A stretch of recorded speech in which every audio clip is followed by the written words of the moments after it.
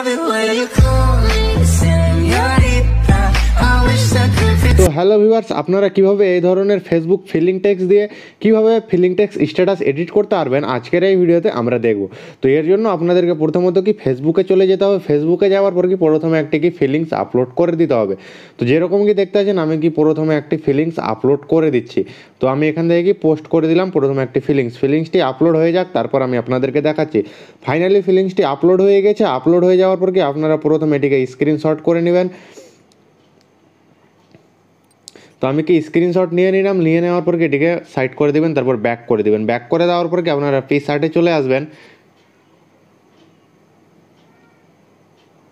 পিকচার্টে আসার পর কি আপনারা এখান থেকে স্কিপ করে দিবেন, প্লাসের আইকনটিতে প্রেস করবেন। প্রেস করে দেওয়ার পর কি সেই ফটোটি আপনারা প্রথমে নিয়ে নেবেন, ক্রপিংয়ে প্রেস করবেন, ক্রপ করে নেবেন। ক্রপ করে নেওয়ার পর কি যতটুকু আপনার দরকার ততটুকু কি প্রথমে আপনারা নিয়ে নেবেন। ফাইনালি নিয়ে নিচ্ছি, নিয়ে নেওয়ার পর কি রাইটে ক্লিক করে দিবেন। ক্লিক করে দেওয়ার পর কি আপনারা এখানে অ্যাড ফটোতে চলে আসবেন। অ্যাড ফটোতে আসার পর কি প্রথমে একটি ফটো আপনারা অ্যাড করে নেবেন, লিঙ্ক ডিসক্রিপশানে প্রোভাইড করা আছে। তো আমি কি ফটোটা অ্যাড করে নিচ্ছি। তো ফাইনালি ফটোটি অ্যাড হয়ে গেছে। অ্যাড হয়ে যাওয়ার পর কি ফটোটিকে আপনারা প্রথমে বড় করে নেবেন। বড় হয়ে গেল, তারপরে ব্লেন্ডিংয়ে আপনারা চলে যাবেন। তো আমি কি ব্লেন্ডিংয়ে চলে যাচ্ছি। ব্লেন্ডিংয়ে যাওয়ার পর কি আপনারা মাল্টিপ্লাই করে নেবেন। মাল্টিপ্লাই করে নেওয়ার পর কি রাইট ক্লিকে আপনারা প্রেস করে দিবেন। প্রেস করে দেওয়ার পর কি এই অপশানটিতে প্রেস করে আপনারা প্রথমে সেভ করে নেবেন। সেভ করে নেওয়ার পিকচারটি আপনারা ব্যাক করে দিবেন। ব্যাক করে দেওয়ার পর কি আপনারা ইনশর্ট অ্যাপ্লিকেশনটি ওপেন করে নেবেন। যাদের ডাউনলোড করা নেই লিঙ্ক ডিসক্রিপশানে প্রোভাইড করা আছে, সেখান থেকে কি আপনারা ডাউনলোড করতে পেরে যাবেন। তারপরে অ্যাপ্লিকেশনটি ওপেন করে নেবেন। করে নেওয়ার পর কি ভিডিওতে প্রেস করবেন। প্রেস করে দেওয়ার পর কি নিউয়ে আপনারা প্রেস করে দিবেন। প্রেস করে দেওয়ার পর কি আপনারা ফটোজে চলে আসবেন।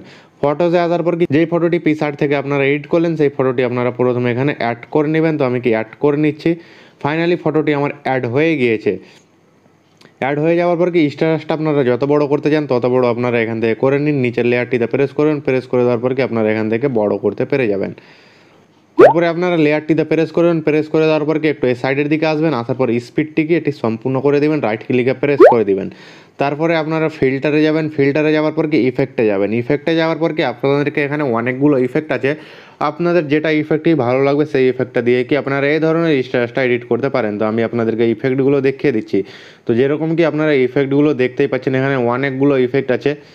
তো আপনারা ইফেক্টগুলো কি দেখতেই পাচ্ছেন। তো এখানে নানা ধরনের ইফেক্ট রয়েছে, যেই সব ইফেক্ট দিয়ে কি আপনারা এই ধরনের স্ট্যাটাসটা এডিট করতে পেরে যাবেন। তো এখানে একটি ইফেক্ট রয়েছে যে ইফেক্টটা দিয়ে কি এডিট করতে পেরে যাবেন, এবং একটি আর ইফেক্ট আমি আপনাদেরকে দেখিয়ে দিচ্ছি। তো এখানে একটি আর ইফেক্ট রয়েছে, এই ইফেক্টটি দিয়েও কি আপনারা এই ধরনের স্ট্যাটাস এডিট করতে পেরে যাবেন।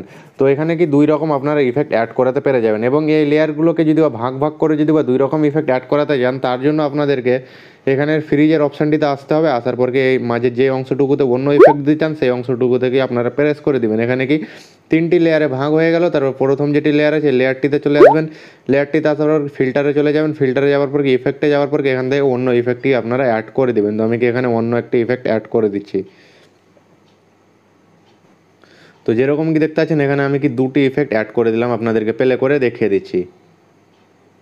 তো যেরকম কি দেখতে পাচ্ছেন আমি এরকমভাবে কি দুটি ইফেক্টই অ্যাড করাতে পেরে যাচ্ছি। তাছাড়াও আপনারা এখানে টেক্সট আছে, এখান থেকে কি টেক্সট কোনো কিছু যদি বা লিখতে চান তাহলে কি লিখে দিতে পারেন। লিখে দেওয়ার পর কি এখান থেকে কালার কি অ্যাডজাস্ট করতে পেরে যাবেন, যেই কালার আপনারা দিতে চান। দেওয়ার পর কি অ্যাডজাস্ট করে কি আপনারা অ্যাড করে দিতে পারেন। তো আমি টেক্সট কি কেটে দিচ্ছি।